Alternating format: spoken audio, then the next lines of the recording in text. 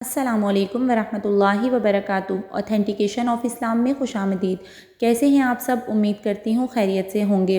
آج کا میرا ٹاپک بہت ہی انفارمیٹیو ہونے والا ہے، کیونکہ آج کے ٹاپک میں آپ کے ساتھ شیئر کروں گی حضرت صلی اللہ علیہ وسلم نے قیامت کی جو نشانیاں بتائیں اور جو پیشن گوئیاں کی تھیں وہ آج کے دور میں کس حد تک سچ ہوئی ہیں یہ تو آپ ہی فیصلہ کیجئے گا، لیکن میں آپ کے ساتھ اوتھینٹک انفارمیشن شیئر کروں گی۔ یہ ویڈیو میں نے اس لیے بنائی کیونکہ سوشل میڈیا پہ بہت ساری ویڈیوز میری نظروں سے گزری ہیں جن کے اوپر بڑا بڑا لکھا ہوا تھا کہ 2024 قیامت کا سال ہوگا۔ تو ان کی انفارمیشن کے لیے اور آپ سب کی انفارمیشن کے لیے بتاتی چلوں کہ ہمارے نبی نے ایسا کچھ نہیں بتایا کہ 2024 قیامت کا سال ہوگا۔ قیامت کب آئے گی اس کا علم تو صرف اللہ کو ہے، لیکن ہاں قیامت آنے سے پہلے کی جو علامتیں اور جو پیشن گوئیاں ہمارے نبی صلی اللہ علیہ وسلم نے ایسے بتائی ہیں جیسے کہ وہ خود اپنی آنکھوں سے دیکھ رہے ہوں، اور ان میں کوئی شک نہیں ہے، کیونکہ دنیا کے جتنے بھی ماہر علم نجوم یا مستقبل کا حال بتانے والے لوگ ہیں وہ سب اپنے دعووں میں جھوٹے ہو سکتے ہیں، لیکن میرے نبی صلی اللہ علیہ وسلم کی کوئی بات جھوٹی نہیں ہو سکتی، کیونکہ اللہ پاک نے آپ کی شان میں قرآن پاک میں آیت اتاری وَمَا يَنطِقُ عَنِ الْهَوَىٰ إِنْ هُوَ إِلَّا وَحْيٌ يُوحَىٰ۔ حضرت حذیفہ رضی اللہ تعالیٰ عنہ فرماتے ہیں کہ ایک مرتبہ رسول خدا صلی اللہ علیہ وسلم نے کھڑے ہو کر قیامت تک پیش آنے والی ہر چیز بتا دی، جسے میرے یہ ساتھی یعنی حضرات صحابہ کرام رضی اللہ تعالیٰ عنہ مجمعین جانتے ہیں، پھر جس نے یاد رکھا اسے یاد ہیں، اور جو بھول گیا سو بھول گیا۔ تو ہمارے نبی صلی اللہ علیہ وسلم نے جو پیشن گوئیاں کی انشاءاللہ ان میں سے کچھ اس ویڈیو میں آپ کے ساتھ شیئر کروں گی، اور جو رہ جائیں گی وہ انشاءاللہ اگلی ویڈیو بناؤں گی اس کے لیے۔ تو چلیے اپنی ویڈیو کو سٹارٹ کرتے ہیں۔ اگر آپ میرے چینل پر نئے ہیں تو میرے چینل کو سبسکرائب کر دیجئے اور میری ویڈیوز کو لائک اینڈ شیئر کر کے صدقہ جاریہ میں اپنا حصہ ڈال لیجئے، اور بیل آئیکن کو ضرور پریس کر دیجئے گا تاکہ میری ہر آنے والی نئی ویڈیو آپ تک پہنچ سکے۔ نحمدہ ونصلی علی رسولہ الکریم وعلی آلہ وصحبہ اجمعین، فاعوذ باللہ من الشیطان الرجیم، بسم اللہ الرحمن الرحیم۔ تو سب سے پہلی پیشن گوئی جو آپ صلی اللہ علیہ وسلم نے کی اس کے بارے میں حدیث پاک ہے کہ حضرت علی رضی اللہ تعالیٰ عنہ فرماتے ہیں کہ رسول خدا صلی اللہ علیہ وسلم نے فرمایا کہ ان قریب لوگوں پر ایسا زمانہ آئے گا کہ اسلام کا صرف نام باقی رہے گا اور قرآن کی صرف رسم رہ جائے گی۔ ان کی مسجدیں نقش و نگار سے تو آباد ہوں گی لیکن ہدایت کے اعتبار سے ویران ہوں گی۔ ان کے علماء آسمان کے نیچے رہنے والوں میں سب سے زیادہ برے ہوں گے۔ ان علماء سے فتنے پیدا ہوں گے اور پھر ان میں واپس آ جائیں گے۔ تو سب سے پہلی چیز اس حدیث میں جو بتائی گئی وہ یہ ہے کہ اسلام کا صرف نام باقی رہے گا، یعنی اسلامی چیزوں کے نام ہی لوگوں میں رہ جائیں گے اور ان کی حقیقت باقی نہ رہے گی، جیسا کہ آج کل نماز، روزہ، زکوٰۃ، حج وغیرہ کے بس نام ہی باقی ہیں اور ان کی حقیقت اور روح کی ادائیگی کے وہ طریقے اور وہ کیفیتیں باقی نہیں ہیں جو رسول خدا صلی اللہ علیہ وسلم سے منقول ہیں۔ اور دوسری چیز جو بتائی گئی وہ یہ کہ قرآن شریف صرف رسماً ہی پڑھا جائے گا۔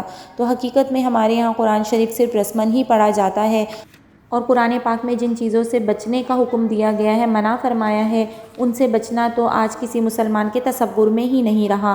تیسری چیز اس حدیث میں جو کہی گئی وہ یہ ہے کہ مسجدیں جو ہیں وہ خوب آراستہ ہوں گی، یعنی دلکش فرش ہوں گے، قیمتی قالین ہوں گے، فانوس ہوں گے، اور آرام اور راحت کی ہر چیزیں مسجد میں موجود ہوں گی، مگر ہدایت سے خالی ہوں گی۔ مسجدوں میں دنیا کی باتیں، طعنے، غیبتیں بے دھڑک ہوں گی۔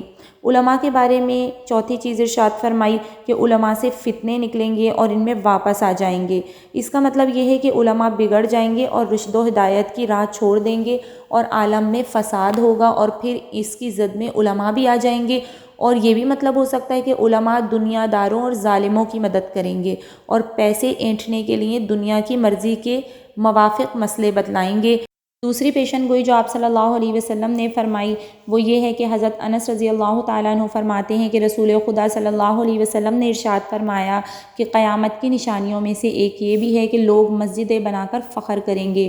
آج کل یہی حال ہے، اور بقول حضرت ابن عباس رضی اللہ تعالیٰ عنہما کے کہ تم ضرور مسجدوں کو یہود و نصارہ کی طرح سجاؤ گے۔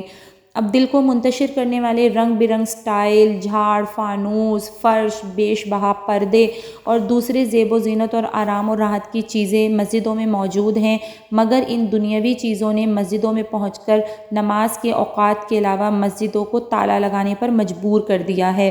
اور حفاظت کے لیے مستقل نگرانوں اور چوکیداروں کی ضرورت پیدا کر دی ہے۔ مسجدیں ان دنیاوی چیزوں سے آباد ہیں اور نمازیوں سے خالی ہیں۔ جو نمازی ہیں وہ مسجدوں میں دنیا کی باتوں میں مشغول رہتے ہیں۔ مسجدوں میں نہ خشوع والی نماز ہے، نہ تعلیمی حلقے، نہ دینی مشورے، نہ ذکر و تلاوت۔ حالانکہ مسجد رسول صلی اللہ علیہ وسلم اور حضرات خلفائے راشدین کے زمانے میں دین اور دینیات کے ترقی کے کاموں اور اس سے متعلق مشوروں کا مرکز تھی۔ بحیقی کی روایت ہے کہ رسول اللہ صلی اللہ علیہ وسلم نے ارشاد فرمایا کہ ایک زمانے میں ایسے لوگ ہوں گے جن کی دنیاوی باتیں ان کی مسجدوں میں ہوا کریں گی، تم ان کے پاس نہ بیٹھنا کیونکہ خدا کو ان کی کوئی ضرورت نہیں۔ تیسری قیامت کی علامت بتائی گئی کہ دین پر عمل کرنا ہاتھ میں چنگاری لینے کے برابر ہوگا اور بڑے بڑے فتنے ظاہر ہوں گے۔ حضرت انس رضی اللہ تعالیٰ عنہ فرماتے ہیں کہ رسول خدا صلی اللہ علیہ وسلم نے ارشاد فرمایا کہ لوگوں پر ایک ایسا زمانہ آئے گا کہ دین پر جمنے والا ان میں ایسا ہوگا جیسے ہاتھ میں چنگاری پکڑنے والا ہو۔ یہ زمانہ اس وقت موجود ہے کیونکہ ہر طرف بددینی، بے حیائی اور فحش کاری کی فضا ہے۔ اول تو دیندار ہے ہی نہیں، اور اگر کوئی دین پر عمل کرنا چاہتا ہے تو اہل ملک، اہل وطن، عزیز، اقربا سب آڑے آ جاتے ہیں۔ بچہ اگر داڑھی رکھ رہا ہے تو اس کو کہا جاتا ہے کہ بھائی ملا بن گیا، اپنی عمر سے بڑا لگنے لگا ہے، داڑھی کیوں رکھ رہا ہے؟ پھر اس کو مجبور کیا جاتا ہے کہ تیری شادی نہیں ہوگی داڑھی رکھ لے گا تو۔ اور پھر اسی طرح کوئی دین پر چلنا چاہے تو کبھی بیوی آگے آ جاتی ہے، کبھی بچے آگے آ جاتے ہیں، اور کبھی یہ معاشرہ۔ تو دین پر چلنا آج کل کے دور میں اتنا ہی مشکل ہو گیا ہے۔ ایک اور حدیث میں ہے کہ رسول خدا صلی اللہ علیہ وسلم نے ارشاد فرمایا کہ ان قریب فتنے پیدا ہوں گے، اس وقت بیٹھا ہوا کھڑے ہوئے سے بہتر ہوگا، کیونکہ بیٹھا ہوا شخص بنسبت کھڑے ہوئے شخص کے فتنے سے دور ہوگا، اور کھڑا ہوا چلنے والے سے بہتر ہوگا، اور چلنے والا دوڑنے والے سے بہتر ہوگا۔ جو شخص فتنوں کی طرف نظر اٹھا کر دیکھے گا فتنے اسے اچک لیں گے، لہٰذا اس وقت جسے کوئی بچاؤ اور پناہ کی جگہ مل جائے تو وہاں پناہ لے لے۔ فتنے کے وقت عبادت خداوندی میں مشغول ہونا بہت زیادہ فضیلت رکھتا ہے۔ حضرت معقل بن یسار رضی اللہ تعالیٰ عنہ روایت کرتے ہیں کہ رسول خدا صلی اللہ علیہ وسلم نے ارشاد فرمایا کہ قتل کے زمانے میں عبادت کرنا میری طرف ہجرت کرنے کے برابر ہے۔ چوتھی پیشن گوئی جو کی گئی وہ ہے اسلام سے اجنبیت۔ حضرت ابو ہریرہ رضی اللہ تعالیٰ عنہ فرماتے ہیں کہ رسول خدا صلی اللہ علیہ وسلم نے ارشاد فرمایا کہ اسلام اجنبیت اور بیگانگی کی حالت میں ظاہر ہوا تھا کہ لوگ اس سے بھاگے تھے اور کوئی کوئی قبول کر لیتا تھا، اور عنقریب پھر بیگانہ ہو جائے گا جیسا کہ شروع میں تھا، چنانچہ اسلام پر عمل کرنے والا کوئی کوئی ہی ملے گا۔ پھر فرمایا سو ایسے لوگوں کو خوشخبری ہو جو اسلام پر چلنے کی وجہ سے بیگانے شمار ہوں۔ اس حدیث کا مطلب یہ ہے کہ آپ صلی اللہ علیہ وسلم کہتے ہیں کہ میں نے اسلام کی دعوت دی تو اسے شروع میں چند لوگوں نے ہی قبول کیا، اور اسلام کو عموماً لوگوں نے کوئی غیر مانوس اور اجنبی چیز سمجھا تھا، حتیٰ کہ اسلام قبول کرنے والوں کو بددین کہا جاتا تھا اور ان کو مکہ چھوڑنے پر مجبور کیا گیا۔ ایک مرتبہ جب مسلمان حبشہ چلے گئے تو مشرکین نے وہاں سے نکلوانے کی کوشش کی اور بادشاہ سے شکایت کی کہ کچھ نوجوان بیوقوف لڑکے اپنا قومی دین چھوڑ کر نئے دین میں آ گئے ہیں۔ سورہ صاد میں ہے کہ رسول خدا صلی اللہ علیہ وسلم کی دعوت سن کر مشرکین نے کہا سمیعنا بہذا فی الملۃ الآخرہ ان ھذا الا اختلاق۔ پھر ارشاد فرمایا کہ بعد میں لوگوں نے خوب اسلام قبول کیا اور خوب پھیلایا، لیکن آگے چل کر ایسا ہوگا کہ اسلام پھر اپنی اصلی حالت پر آ جائے گا اور اس کے احکام کو قبول کرنے اور عمل کرنے والے نہ ملیں گے، اسلام کی چیزوں کو بیگانگی کی نظروں سے دیکھیں گے، گویا اسلام کو جانتے بھی نہیں۔ اس وقت اسلام پر عمل کرنے والا کوئی کوئی ہوگا اور کہیں کہیں کوئی پکا مسلمان نظر آئے گا، لیکن ایسے مسلمان اگرچہ لوگوں کی نظر میں گرے ہوئے ہوں گے اور ان سے کوئی بات بھی کرنا پسند نہیں کرے گا، مگر خدا کی جانب سے میں انہیں خوشخبری سناتا ہوں۔ ترمذی اور ابن ماجہ کی روایت میں ہے کہ رسول خدا صلی اللہ علیہ وسلم نے ارشاد فرمایا کہ بے شک دین حجاز کی طرف سے اس طرح سمٹ جائے گا جیسے سانپ اپنے بل میں سمٹ کر گھس جاتا ہے، اور دین صرف حجاز میں ہی رہ جائے گا جیسے جنگلی بکری صرف پہاڑ کی چوٹی میں ہی رہتی ہے۔ پھر فرمایا کہ بے شک دین بیگانگی اور اجنبیت کی حالت میں ظاہر ہوا تھا اور عنقریب پھر بیگانہ ہو جائے گا جیسا کہ شروع میں تھا۔ خوشخبری ہو بیگانے لوگوں کو جو میری ان سنتوں کو سنواریں گے جنہیں میرے بعد کے لوگ بگاڑیں گے۔ اور پانچویں پیشن گوئی یا علامت جو بتائی آپ صلی اللہ علیہ وسلم نے وہ یہ تھی کہ ہر بات کا زمانہ پہلے سے برا ہوگا۔ حضرت زبیر بن عدی رضی اللہ تعالیٰ عنہ فرماتے ہیں کہ ہم حضرت انس بن مالک رضی اللہ تعالیٰ عنہ کی خدمت میں حاضر ہوئے اور حجاج کے ظلم کی شکایت کی۔ حضرت انس رضی اللہ تعالیٰ عنہ نے شکایت سن کر فرمایا کہ صبر کرو، معلوم نہیں آگے کیا ہو، کیونکہ کوئی زمانہ بھی تم پر ایسا نہ آئے گا کہ اس کے بعد والا زمانہ اس سے زیادہ برا نہ ہو کہ جب تک تم اپنے رب سے ملاقات نہ کر لو۔ یہ بات میں نے رسول خدا صلی اللہ علیہ وسلم سے سنی ہے۔ معلوم ہوا کہ زمانے کی اور زمانے والوں کی شکایتیں فضول ہیں اور آئندہ زمانے میں اچھے حاکموں کی امید بھی غلط ہے۔